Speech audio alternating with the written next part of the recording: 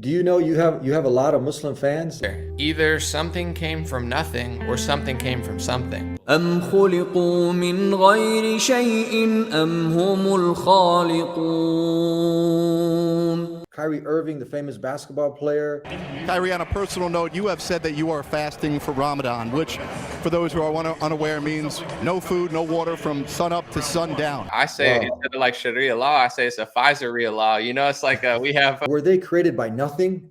خلقوا من غير شيء. say like I think both parties are corrupt. Both systems are misleading people. You got Allahu Akbar on your hat. Found out the teenagers were singing Allah Akbar. Listen to what they say afterwards. Allahu Akbar!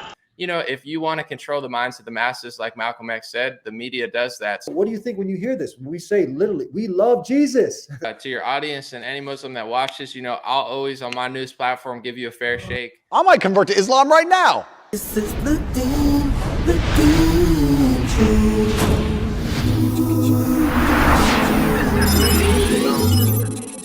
This is the Deen Show. This is the Deen Show. This is the Deen Show. This is the Deen Show. Bismillah, alhamdulillah, assalamu alaikum, which means peace be unto you. My next guest grew up Catholic, got baptized, went through the motions, but his family and himself really wasn't into it. At a certain point, he realized organized religion, which is fishy, seemed like a scam. He ended up taking a leap of faith and declared himself an atheist, considered himself woke, but eventually he came back to believing that there must be a creator to all of this. He's a famous YouTuber, has been watched by millions, doing news analysis. We have Mr. Anomaly himself here on the Dean Show. What's up, brother? How are you? I guess you saw that video, right? The one where I talked about coming back to God. That's what triggered us to go ahead and invite you on and have a conversation. Very cool. I'm glad I made that video that way as well. I made it short and I tried to really make it relatable, and I knew that Christians and Muslims would appreciate it, and I'm glad that you saw that and liked it, because I almost didn't make that video because it's just like a short, deep one, but it's probably one of my favorite videos. It's hard to tap out of the news sometimes when everything's going on, but appreciate you having me. Really good video, really good. And we'll get into that. I wanted to start off with the first part that you talk about in that video, that you talk about your family not really being into it and yourself. Can you help us understand that first part that you talk about? So I grew up, I guess, Catholic. My parents got divorced at a young age, and I just feel like nobody in my family really had the spirit, right? It didn't seem like they were super excited about it. And as a kid, it just seemed like I was being dragged to places. Like, I think it was called CCD, like go here. And I'm just kind of being dropped off places. Nobody's excited about God or explaining it in a way that made sense. So something seemed off. And even with like the Catholic Church, you learn about corruption, etc., on television. And then I picked up, I think it was Richard Dawkins' book where he was talking about, God's not real, it's the spaghetti monster or something. And I just felt like I was rebelling against society. So that was my rebellion at a young age. Like, my whole family was super religious or claimed to be. And then I was like, you know what, it's all fake. This is a BS. And I guess it wasn't until my 20s that I started to, return, and I guess lived experiences, watching how wicked some parts of the world and the media has gotten. But now it's crazy. I feel like I'm the most religious person in my family, and now it's the opposite. I'm trying to get them back on the train. So, I mean, we did a 180 almost as a family.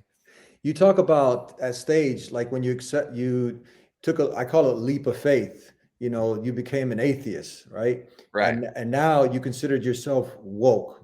What do you mean by that? Well, I guess I felt like I knew activism very well. When the atheist thing, I was real cocky. I remember I would go around to kids that believed in God. I mean, I was kind of a jerk now that I look at it, but I was like, it's stupid. I don't get it. Where does the soul come from? Your dog has a soul.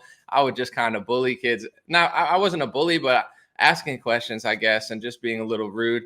And then I guess college, they got me with a lot of the, certain activism and social justice stuff. And I'm not saying social justice isn't real. I just feel like the media manufactured version of it tends to be kind of fake. And, they tap into the fact that a lot of kids want to change the world, right? Like, as a kid, you're like, something's not right. You see the prison system, something's off. So I feel like the media and certain groups know how to tap into that hunger that I had. And I think as I grew up, I started kind of seeing through the cracks more and more and being like, okay, well, and I think that's one of the qualities that really helped me grow was I had humility and I wasn't super stubborn, which I'm grateful for. And I always try to tell people, no matter, how smart you are or not. I mean, most people have, I think, the capacity to lower their ego and just listen to new ideas, right? And not just write them off. So I started learning that not everything was what it was. So that's, I guess, woke used to mean, I'm awake to the banking system, it was a good thing. And now it's considered a bad thing to some. So I've seen that brand kind of just shift. Because the reason I ask you that is because when people think now, okay, now I'm an atheist, they go to university, many Christians and even Muslims, they'll go to university and the whole system kind of is set up to push their agenda and to get Right. you to become someone, who is like away from religion. Religion is some fairy tale, so you have a lot of Christians will go in, and this is like a true story. They'll go into the philosophy class, and the first day of class, they'll be like, how many, the professor's like, how many people believe in God? Everybody raised their hands, the Christians, the Muslims. And then at the end of the day, those who aren't really grounded, what happens is at the end of the class, now they're pushing the whole narrative that there is no God and everything on you. And then at the end, the semester, it's very few hands that stay up. You know what I mean? And now some people attribute not believing in God like, oh, I'm woke, I'm cool now, right? Right. No, that's definitely happening in culture, especially college system. They have this huge political social agenda where, they act as if God is this archaic belief. But, I've been telling people recently, whether you're white, black, Christian, Muslim, whatever you are, they're trying to push this idea that all of history is evil. Like your history's evil. It was only slavery. Like that's it. And you read these ancient texts and it's so much wiser than the people nowadays. So all these like half-wit professors, they're almost teaching a new religion to people. They're taking the void of religion, and their religion is their activism and social justice. And now it's gotten so lopsided. Like, I don't care how big or small you are, but they're almost pushing this idea that, being massively overweight is like amazing. And if you're working out, it's like a far right wing. It's getting so Looney Tunes where it's like, there's nothing wrong with working out. That's not really a political angle. So I think they're really messing kids up. And, any Muslims or Christians watching this, going to school or sending your kids to school, definitely try to be involved because, they'll screw your kids up real fast. Have you seen that documentary? It's called Intelligence, No Intelligence Allowed, Expelled? I haven't. Really good documentary. It shows this where people, now the professors, people who argue for creationism, for a creator, they end up, when they go against the system, they end up getting pretty much blacklisted, right? So it's a whole push that if you go against the narrative, right, then you're not invited to the party anymore. Right. So yeah, I really strongly recommend our viewers, if you haven't watched it, it's done by a Christian actually. It's called Expelled, No Intelligence Allowed. Put that on your to-do list if you have a chance. Cool. I have a quick story real quick. Please share. I went to West Virginia University, and this was before I think the social justice push got extreme. But I guess it was still there. So I had this professor who seemed kind of gay, but he would always say, I'm not gay, I'm not gay. Like no one asked, but he'd always say that, which made me think he was because I never asked. And he told me that's like 100 times. But he made us write a letter to Barack Obama at the time. And he said, write the letter. Here's your assignment. Write a letter to Obama and say why you support gay marriage. And he didn't allow you to not. And I was thinking at the time, even though I didn't have these huge social stances or religious stances, I always thought that was just weird, just as somebody who could critically think. I was like, what if somebody's religious and doesn't agree with it? I believe they should be allowed to make the case for why they don't support it, even if that's not what I agree with. But he conned really everybody into forcing them to believe this, whether they did or not, write it or else they would fail. And then he took the letters and mailed it to the White House and acted as if we had done that organically and just felt that way. And even as someone at the time that didn't have a big stance on it, I felt very duped. I was like, wow, this guy's a sneaky, like political agent almost, just getting thousands of kids to write letters that we didn't even have an option to disagree with. So that just shows how crazy it was even back then. It just kind of slipped under the radar. Do you know you have a lot of Muslim fans, a lot of Muslims that watch you, share your material? Did you know that? I mean, I don't know the exact number, but I figured over the last couple of years, I've seen a lot and I appreciate it. Yeah, so I've had a lot of people also tell me to invite you on the program, share a lot of your stuff, and Very cool. The community is going to be happy that we got you on the program. I'm pumped. I saw your Jesse Lee Peterson interview, and I feel like you and your brother there handled it very, very well. Jesse, he makes some good points, definitely, but he definitely has his mindset and he's sticking to it. Where I think in the right wing Christian conservative, whatever you call it, sphere, people are very, I would say, misinformed about Islam. And I feel like that I'm one of the few people that gives it a super fair shake, beyond fair shake. I compliment it often. So I appreciate that people see that. And, I thought that's what made me want to do the interview. I was like, you guys handled yourself super well. Thank you very much. And that's what we try to do. We try to, go ahead and explain Islam in a simple way. And I feel that we have a lot in common with conservative Christians. We really, really do, and you talk about a lot of those things, but it would just, on one end, we feel sometimes Islam is so misunderstood. Muslims are so misunderstood. On one side, you got groups that just want to kill us. They want to or eradicate us. They don't have nothing to do with Muslims. But I feel like if we work together, we can accomplish much more good. Like many of the things you talk about. For instance, you talk a lot about abortion. You know what I mean? So Right. that's one thing that we have in common. You can work on. You talk about so many other good things, but the division. If we're divided, you're not going to be as efficient. What do you think on that? No, I agree. And I think that it's still slow because I think like the Fox News-esque people are, and I'm not just blaming Fox News, but they've been programmed for so much. But I think a lot of younger right wingers are starting to respect Islam in a way that they never did because, during the Patriot Act and the Iraq War, it's almost as if they use the entire religion as a scapegoat, where Mm. obviously there's some bad actors. And the crazy part is when you get to really the core of it, it's not to take 100% of responsibility in America and act like we're so bad, but a lot of the really radical groups that are the minority are being funded and supported a lot of times by the West. It's almost like they're egging it on purposely. So I think a lot of people are realizing now that we were promised this whole war on terror, and now they're turning inwards and they're looking at white Christian conservatives as if they are now the new Al Qaeda. I think a lot of younger conservatives are starting to realize, like, they'll look at Muslim countries and say, based, that's based, because they realize, okay, they're putting a stop to the degeneracy. And in the stricter Muslim countries, they put their foot down hard. Where in America, it's almost like they don't put their foot down at all. So I think there's this new respect for Islam and even the Christian and American world where they're like, okay, wow, they have kind of halted leftism by taking a stricter stance than American conservatives. If we just take that example with Jesse, since you watched that, do a lot of people also sympathize, you know, with the way he or see things the way he does when he kept pushing certain points? He kept pushing this thing about taqiyya, and your Quran teaches that to lie, deceive, and then we're giving him references, we're giving him textual proofs. You follow Right. me? But he keeps on. And then I start to think about, okay, I start to feel a little bit, sorry for people who've been, because you also talk about this. You talk about media manipulation, how the media, brainwashes the people. But then I look at many conservative Christians that they know the term fake news, right? But Right. then when it comes to Islam, you're going to swallow everything, bait, hook, sinker, everything. So Right. it's like you got to be consistent. There's a lot of push with lies, distortion, half truths. But so what do you think? Do a lot of conservative Christians also believe like some of these things that we find like just crazy, that he really believes this stuff and he's Right. convinced of it? I have to say with Jesse, he's a unique character where Uh, it almost seems like there's nobody like him, just the way he carries himself, because he's so, when he wants to ask a question, he'll ask it 15 times. yeah, So it's almost comical, that's what makes him entertaining and interesting. yeah, And a lot of times it works, but no, definitely a lot of people, I would say that number is shrinking yeah. because of what's going on in America and the war on terror. I feel like people are starting to realize nothing that they said, like we're going for bin Laden, but now we're in Syria and Libya. And now you have like intelligence agencies looking at Trump supporters as if they're the enemy. So I think that was a big wake up call, but definitely, I hear that a lot.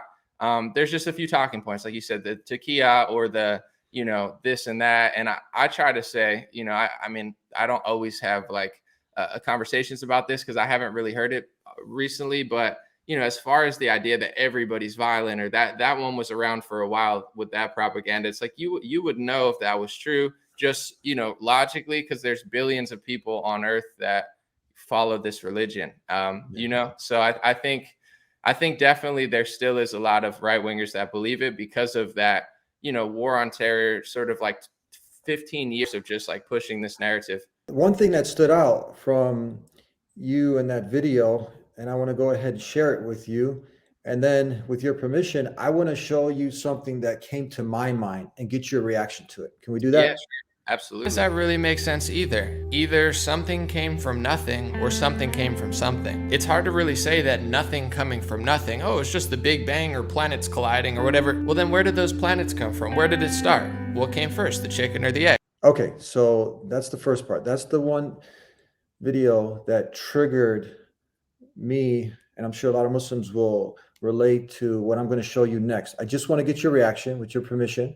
Yeah, no worries. Because remember what you said, and then let's see if you could put it together and then just get your reaction to it. We're going to start from the number 34, but it gets into at number 35, and pay attention to the words and to what you said. ليأتوا بحديث مثله إن كانوا صادقين. Then let them produce a statement like it, if they should be truthful. أم خلقوا من غير شيء أم هم الخالقون. Or were they created by nothing, or were they the creators of themselves? أم خلقوا السماوات والأرض بل لا يوقنون.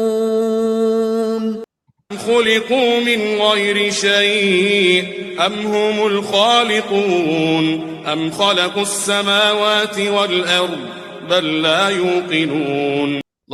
I want to hear what that means to you, like exactly, because I get that it's very similar, but yeah. So the verse. Or did they create the heavens and the earth? So here, when you talked about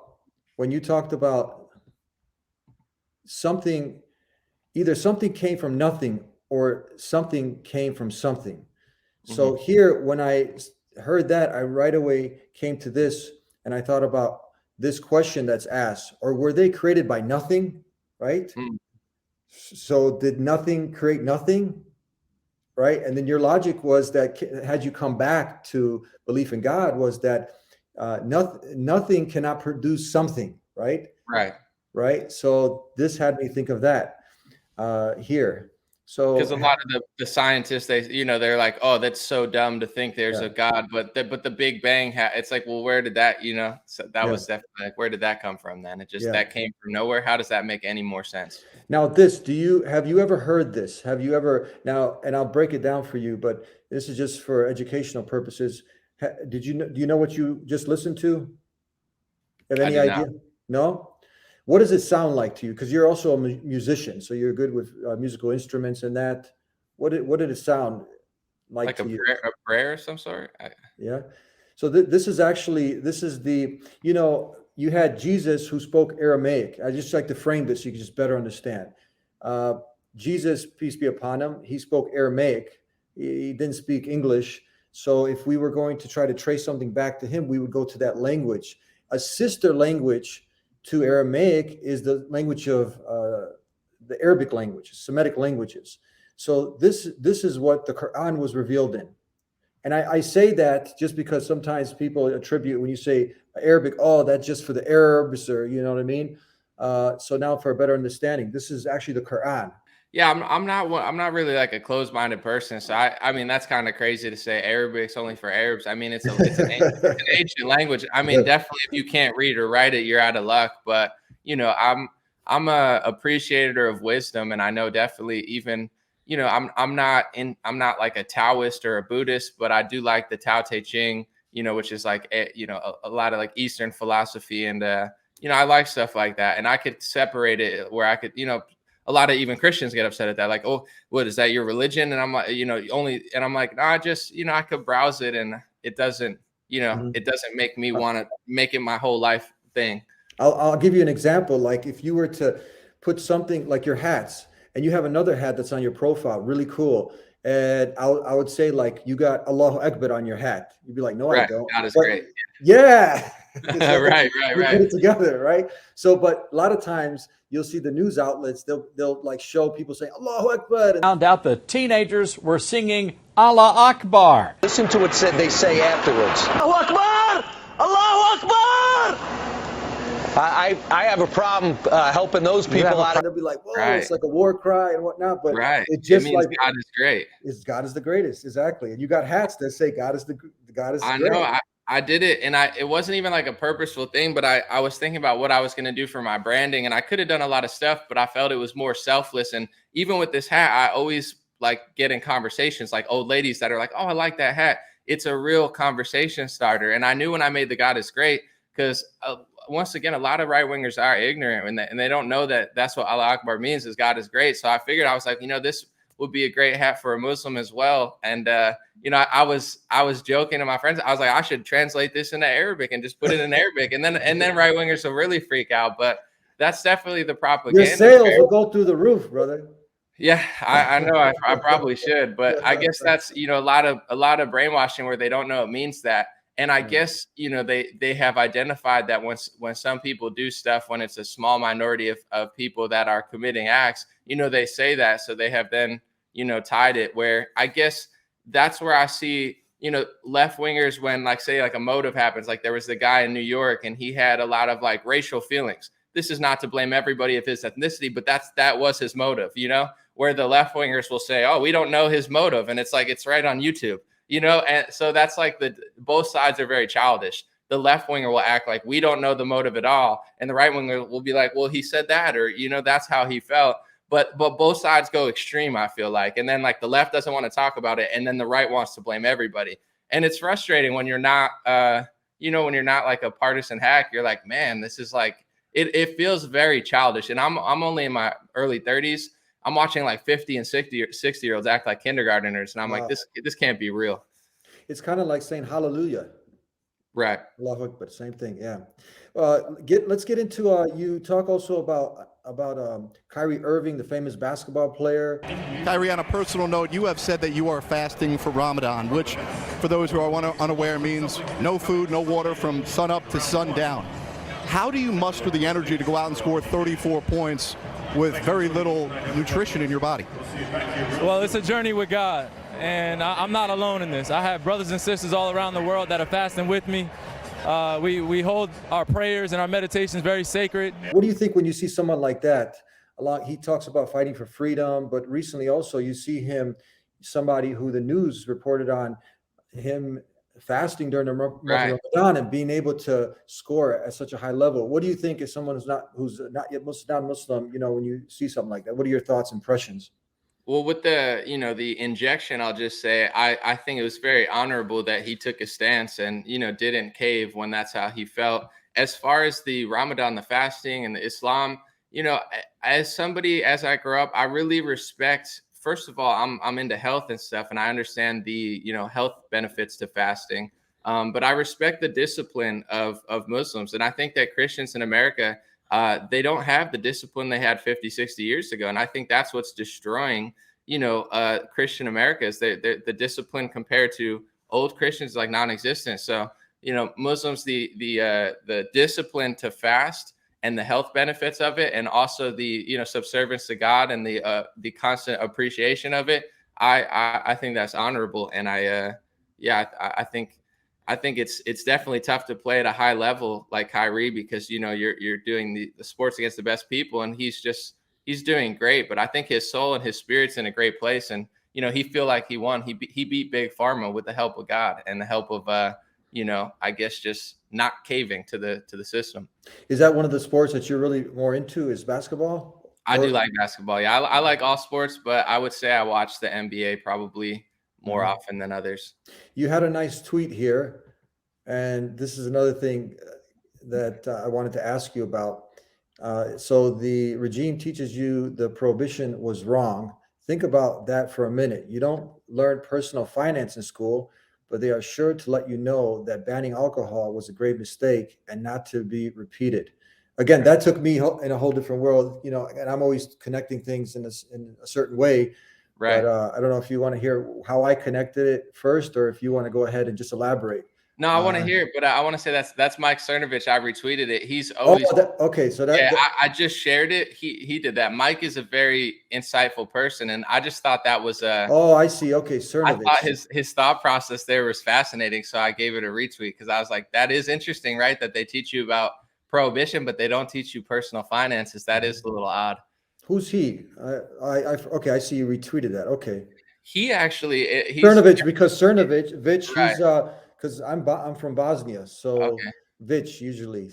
He's definitely a more right-leaning analyst, but I have to say when it comes to Islam and right wing, he definitely is a Muslim respecter. He does not disrespect Muslim. I think his wife might be Muslim. I'm not sure, but out of everybody, like he's one of these people that is unpredictable. That's why I like him. He doesn't just say, there's some people it's copy paste, right? They have the mind. They're just copying, but he's not like that. He's always saying wild stuff. And even when I disagree, I find it fascinating. So yeah, I want to hear what you think about that. It right away took me to a point in time in history where you did have the prohibition, that America saw what alcohol was doing to society, humanity, and to the country, to homes. So they used their logic and they were like, hold on, this is something that is not good. We're going to try to get rid of it.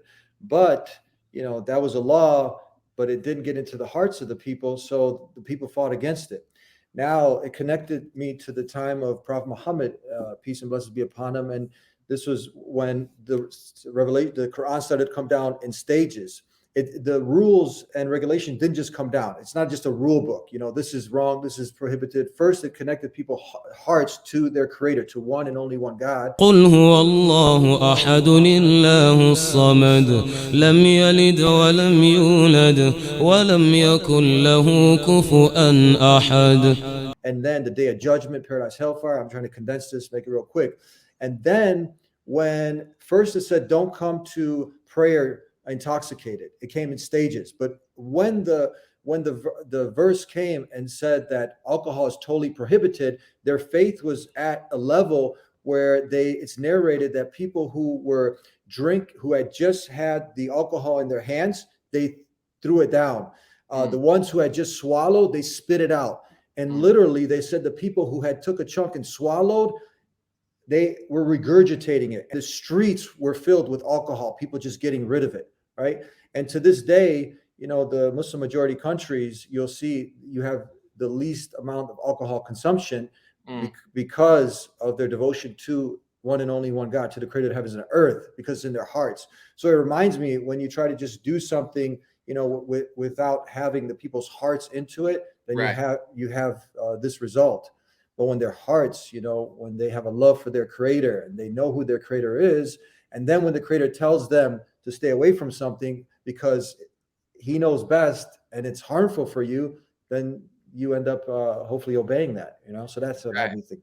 That's interesting. And I think I've watched certain documentaries and just, experiencing as well. But, a lot of people think the politicians are really guiding policy because in some ways they're writing the laws, et cetera. But the media, the culture, the TV shows, the movies, that's shifting the minds of the masses. And then they could take something like, say, gay marriage that was unpopular on both sides 10 years ago. And through programming on television, now it's, basically the right has become the left and the left has become the further left. So the media really, if you don't have God, you don't have religion in this country, and all you have is like television and movies. And, I think that's what's going on here with a lot of things, where in the virus lockdown, they had, you can't go to the gym, you can't go to the beach. You got to be also, sorry to cut you out, but you got to be careful with what words you say and whatnot, because then the videos get taken down. So yeah. No, I won't say anything crazy. I just know there's a lot of alcohol ads on a lot of alcohol ads on the television, and a lot of fast food ads, where I just found that fascinating, that people were thinking, this maybe if there was a government intervention and authoritarianism allowed now, maybe mandatory workouts, or maybe they, if they had a conscience, maybe they would take off alcohol ads, right? If you could shut down a beach, then maybe you could, but they kept the alcohol ads pumping for sure. That's crazy. You do a brilliant job of breaking down, the media manipulation and almost like putting people into a trance. And a lot of Muslims also have fallen into this trance. Like they'll know. I'll give you an example. For instance, like when you bring up something like, the buildings coming down. For instance, on one end you have Islam condemns killing of innocent men, women, and children. This is clear. There's no doubt about it, right? That's a whole different topic. I've done so many shows on this. But then when you see a building coming down, right, and nothing hit it, you following me?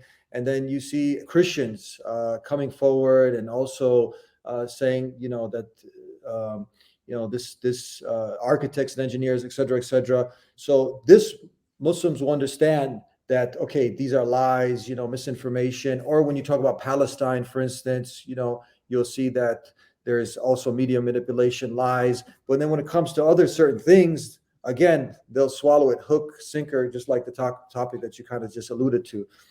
So can you talk about it? Can you elaborate, on this media manipulation, how strong it is? And it's almost like magic. It's crazy strong. And with the internet, it probably always was with the television, but everything is kind of rigged, where on Google, on YouTube, if you were to search, say like Donald Trump or something, you're not going to find a video of Donald Trump speaking for himself. You're going to find, the 15 news sources that they have approved news of what they're saying of him. And whether people like him or not, just the idea that, we're not even allowed to hear certain people speak for themselves. It's almost like they're branding everything all the time. So with Big Pharma, for instance, there's heavy censorship with social code. Now, if you speak about gender in the wrong way, you could have your whole channel taken down, regardless of your religion. So it just keeps getting more and more censorship. So speaking out against these political and social narratives is becoming almost illegal. I say, instead of like Sharia law, I say it's a Pfizer law. It's like we have Pfizer Sharia law where you could question God in America, but you can't question Big Pharma. It's fascinating. Or Fauci, Fauci law. So I think the social engineers and powerful people in society have always figured out, in the same way that Elon Musk is trying to buy Twitter, I believe maybe for the good, but if you want to control the minds of the masses, like Malcolm X said, the media does that. So they have figured out through movies, television, and these social narratives are crazy. So I wanted to ask you too, because I know in America, a lot of Muslims are more left wing and definitely becoming more liberal. But I'm not an expert of the Quran, but it similar to the Bible, it's almost like the antithesis. They're teaching the opposite values. You're right. And kids are falling for it because they're being told, if you're a bad person if you don't do this. I mean, it's literally like inversion, like if you follow the works of God and you follow these principles, discipline principles that are actually like definitely better, you're the oppressor. So, just side with us. That, whether it be the rainbow flag, whether it be the BLM, whether it be the environmentalism, things that people are like, well, of course, I don't support racism. I want the earth to be clean, which I do. But that's how they kind of, there's all these little traps to just bring you over. Next thing you know, you're rejecting God. So we're kind of making history here, because that's the whole idea. We want this to be something, and as an example, that's why I ended up doing that interview with Jesse, trying to break through many of these stereotypes. And people can, hopefully, God willing, they can see us as an example that we are able to talk, we're able to communicate, and we're able to ask questions. And hopefully, we're able to, because to go back to what you're saying, why this is what we've seen is that many Muslims are scared. They feel like on one side, literally, these people want to eradicate us. They want to kill us. They want to, they don't want to have nothing to do with us. Right. Over here, they're inviting us, they're inviting the Muslims. Right, they're petting you, but they're stabbing you in the back. You follow me? So it's like, but definitely here you have much more in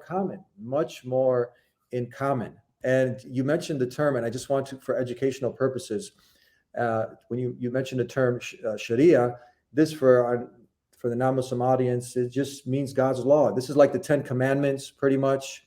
You have Sharia mentioned. I had a Jewish rabbi on the program, and he confirmed this. And in the Arabic Bible, you have Sharia mentioned 200 plus times, just like you have Allah mentioned in the Arabic Bible. In Arabic, Jews and Christians who read the Bible in Arabic, doesn't say God, it says Allah, right? So Sharia, same thing. This just means God's law. That's it. And Sharia is charity, prayer, how to be a good husband, the rights of the wife, of the husband. Many people, they look at the penal code, which is just 1% of Islam. You follow me? Just 1%. And probably most people would agree with many of the strict, because the penal code is there. It's very strict to act as a deterrent. You follow me? To keep criminals in check. But good human beings who are living a good, righteous life, they shouldn't have to fear these things, right? And I just had I don't know if you heard of this Andrew Tate. Mm-mm. You can watch the show that I did, and he's traveled in many. He's a Christian also, and he's traveled to Muslim countries, and you should check out what he has to say on this topic that we're talking about. How much respect I have for the faith of Islam. And I'm not a Muslim, so I'm an Orthodox Christian. But if I had to bet on one religion as if I were betting on the stock market for the future, you have to bet on Islam. But anyways, let me just get into some of the other things that you talk about. Can you elaborate what's being injected into the kids' school curriculum? You had this new bill that was being passed, and you did some videos on. You did a video on this and analyzing this. Can you bring us up to speed? Right. Yeah. So the governor of Florida passed a bill. I'm sure it was multi-pages, but the gist of it was, I don't know if it was like 9 to 5 or if it was elementary, but it was pretty young. And it just said, don't teach kids sexual education. Don't inject sexuality into the minds of the young children, basically. And then the left wing in this country kind of freaked out and said, don't say gay, even though that's not the name of the bill. It was kind of just like a branding attempt to smear it. And that's what's kind of I'm seeing is, as far as people's identity and who they are, when you're especially, I mean, there's conversations to be had about adults, but to me, this is like crossing the line way too far. You're 6, 7 years old. I thought I was a Power Ranger, a Ninja Turtle, an athlete, a fireman. You don't know what you are because you're so young. And really all you know is what your parents teach you.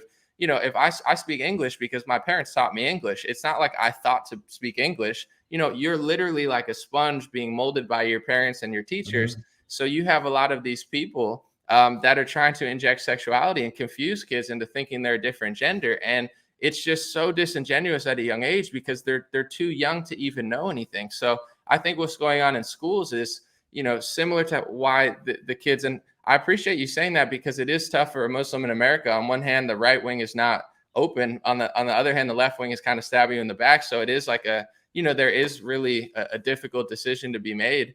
But as a kid, it's like, they're really teaching these kids, if you're gay, you're like special. And, if your skin color is this, your history's bad. And it's almost like a safe route to just like say you're a different gender or something. It's like safer to be like, well, I'm like, I can't be bullied now. Maybe they'll call it hate speech. And it's just way too confusing for kids. So Ron DeSantis is one of the Republicans pushing back against that. And Disney and the left wing kind of freaked out and mislabeled it. And it's really upsetting because if you disagree with what he's saying, I'm willing to hear the debate. But what they do is they kind of straw man, make up a fake argument that's not had, similar to like people do to you. It's hard to have a conversation about Islam if people are making up something that's totally false. It's, that's called the straw man. It's like, here's some fake thing that I'm going to fight with that's not even real. So yeah, that's kind of the thing they're doing with the kids, pushing sexualization, gay, gender switching on like 5-year-olds, 6-year-olds.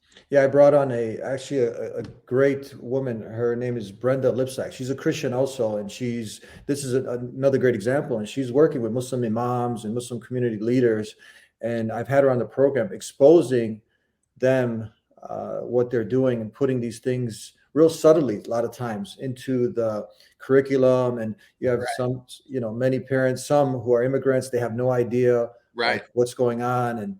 And then they end up also at a certain age where, like you said, a child's like thinking I'm a Ninja Turtle, this, that, and the other. They're confused. Right. And then they say like, just take your time and we'll put you on, what are those, puberty blockers? Right. Just screw up your whole physiology and your biology and just mess you up totally. Yeah, it's really sad. And it's nice to see someone like yourself who's bringing this to fruition and helping people see what's going on. It's tough to talk about because the right wingers that take a hard stance, it's like they're basically saying it's like a hate speech violation to question some of this. Like if you aggressively say, But it, how if you're just questioning, if you're like it doesn't make sense scientifically, from biology, none of it makes sense that a man tomorrow, a boy is born with certain parts, with certain chromosomes, everything, that he's a man, he's a boy. But now to convince him that he's other, that a person is now a fish, or the person is now a dog, you think that's crazy.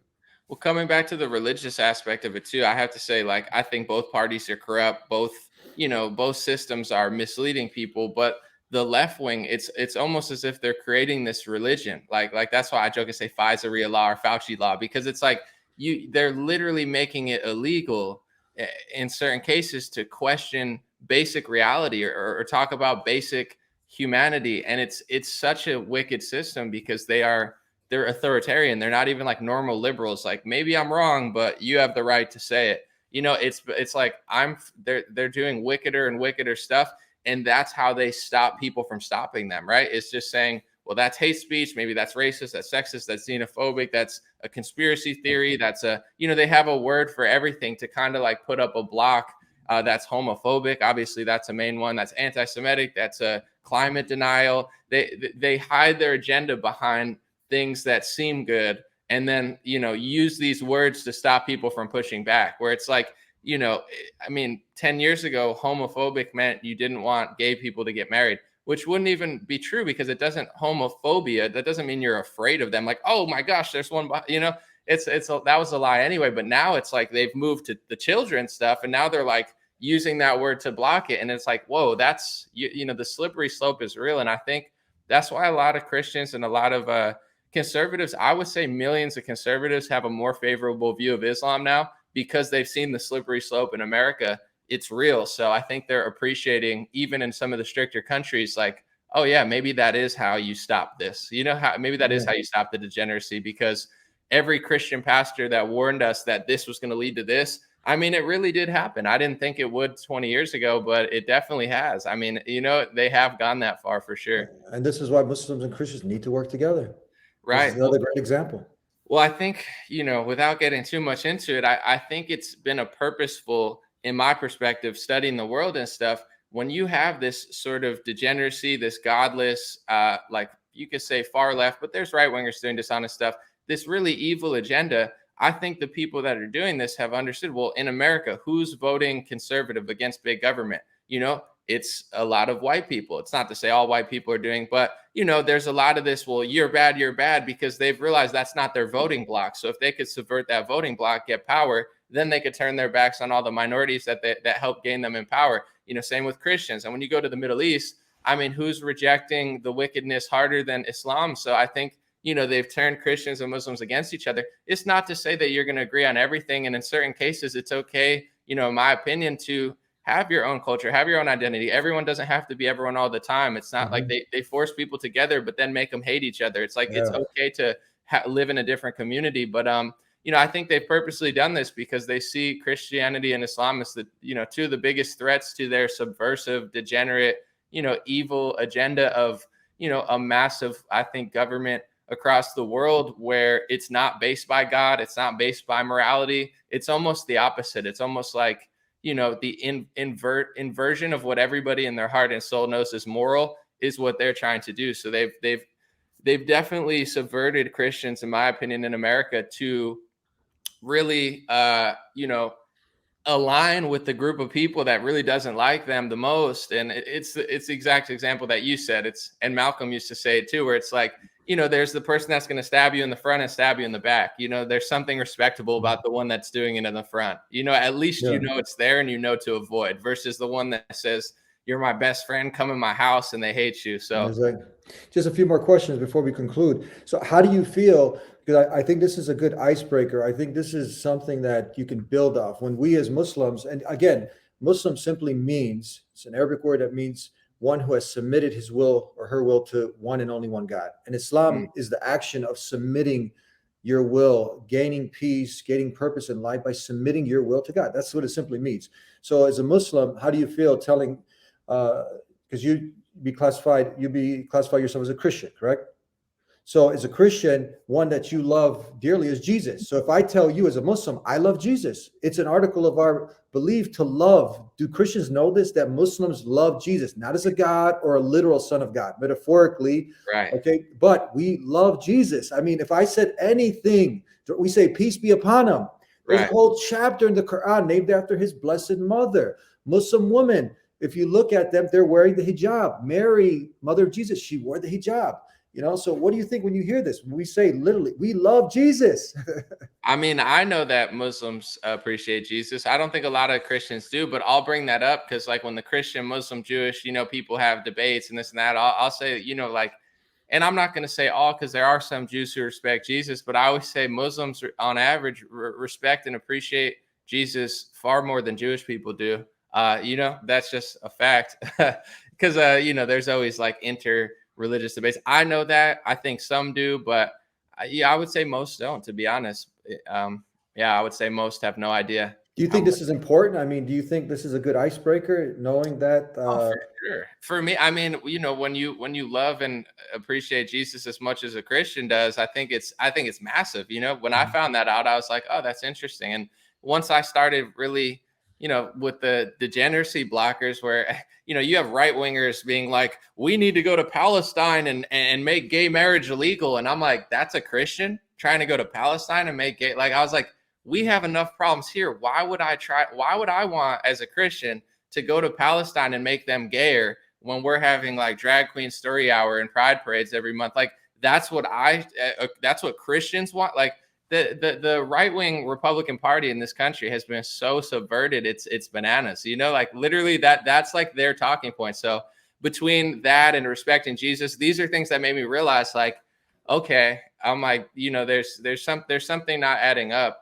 about what they've said about it. But I think that's a massive icebreaker. And if, like, you know, you're speaking to a Christian who's hostile, I mean, it's not your job to make them not. That's on their soul and spirit. But I think that's definitely a talking point that would, you know, maybe wake some people up. But it's hard to tell. Some people are so stubborn and they never learn and they never listen. And, you know, there's the old saying, you can lead a horse to water, but you can't make him drink. But Yeah. I think that's a good place to start for sure.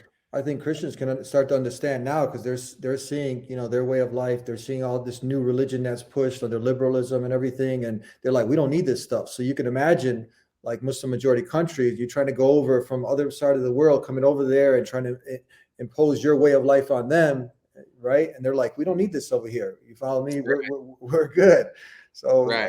Man is a man. We don't need to, right? Mix it. I don't want to be a fish, or I don't want to, Right. or whatever else you want to call it. So I think people, And the Christians, can slippery understand slope that is better. real. I know they stop it more, but they're gonna try to. I mean, they already have, but infiltrate Muslim countries, and the slippery slope goes slower there because Muslims put up a blocker.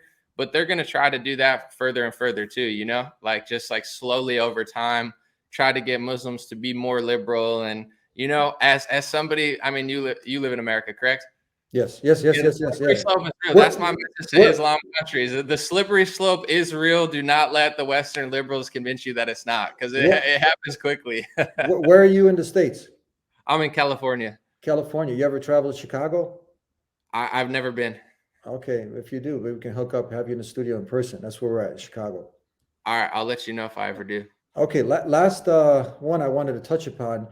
You talk about you show a clip and it's discussing abortion, and it Right. talks about I don't know what this is, a politician or someone. He talks about after the baby's delivered, then we Right. can have a discussion. Right. And many Muslims are also blind to this also. What's going on? And you're bringing this to the forefront. Like, talk about this. So I'll start real quick without getting too wordy. Like, just like with God, you know, pro-life, pro-choice, it didn't really mean much to me growing up. And I thought there was a moral discussion going on. Okay, when is it sperm, egg? When is it a baby? That's a complex discussion, right? Because it would be wild to say your sperm is a baby when it's not. So a lot of Christians think conception, whatever. It was the left wing just moving it further and further. So it's like, okay, well, they're mad at the heartbeat. And then it's like 14 weeks and 16 weeks and third trimester. And I'm thinking to myself, as someone who never thought about it, I'm like, that seems a little weird. Wouldn't, you know, like that's a little. And then you have Ralph Northam. He was the governor of Virginia before, a Democrat. And he was on some radio show and he said, we'll resuscitate the baby, which means like bring it back to life. And then like basically allow the mother to make a decision or something. And I guess he was saying if the baby had some sort of illness or something, but still, I mean, you know, I don't think if something is alive, it's alive. It's not your job to murder it. So they've moved this once again, just like with the LGBT stuff, they moved the slippery slope so far. They're not simply trying to have a moral conversation about when it's alive and when it's not. They are suggesting, in my perspective, after birth abortion, which is just full blown murder. I mean, it's evil. Yeah, definitely. This is, you know, Islam's stance on this also, right? I'm not 100%. Let me know like what the popular opinion is in Islam. Yeah, the majority consensus is across the board. Default is that it's not allowed. Abortion isn't. You have up until, according to the hadith from Prophet Muhammad, peace and blessing be upon him, who he talks about the soul. You might have the body, the heart pumping and everything, but at 120 days, that's when God blows the soul into the child, the baby. So up until then, without extreme exceptions, right? If you know, and then that's up to, they will go to a qualified Islamic scholar and see what these exceptions are, right? Let's say the mother, her life, she might die. You follow me? Maybe she was raped, whatever. There's exceptions, but the general rule that it is prohibited, definitely. It's a human life, and at 120 days, according to Islam, it has a soul. Yeah, so you have the soul. You have the soulless taken. You know these because where's your soul? You have to ask yourself. Right. You've seen these videos. They come in and they're just removing body parts. You know what I mean? At 6 months, 7 months, it's like it's crazy, man. It's crazy. Right. That's another great talking point because I know a lot of Christians, a lot of right wingers. It's a very passionate topic. You know, there's the pro-life march in DC, and it's enormous. They never cover it in the media, but it is huge. I was even shocked by how it looked like there were 1 million people there. So it's a popular thing that the media has kind of written off for years. But I think the reason it's so popular is not just Islam and Christianity, but it's human nature, right? Like if you have a soul and you see body parts or afterbirth, like it's a natural human thing to protect the young. Yeah. I want to thank you for accepting the invitation to be on the Dean Show. God willing, we can continue the conversation. And other people can take from this example, learn from this benefit, and to see, hopefully it could be a catalyst for others to take off with and have more conversations and do more good, working and collaborating together between Muslims and Christians and just all good humans. Cool. Thank you so much for having me. And I have to say to your audience and any Muslim that watches, you know, I'll always on my news platform give you a fair shake and, you know, be as honest as I possibly can. Because I know a lot of people are dividing, lying, you know, spreading really just hate, bad energy, and they don't know what they're talking about. So I'll always give you guys a fair shake and be as honest as I can. Really, really appreciate that. And that's at Anomaly, right? That's correct. Yep. Thank you, brother. I appreciate you, man. God bless you. God bless you. Thank you. Peace. And I want to thank you guys for tuning in here on the Dean Show. It was a really great discussion. Hope you guys got to enjoy it. I surely did.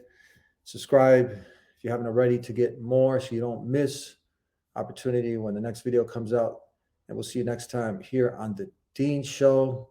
Peace be with you. Assalamu alaikum. I cannot leave without giving you a gift. If you're not yet Muslim and you're tuning in to see what these Muslims are talking about and you like a free copy of the Quran, go ahead and visit TheDeenShow.com.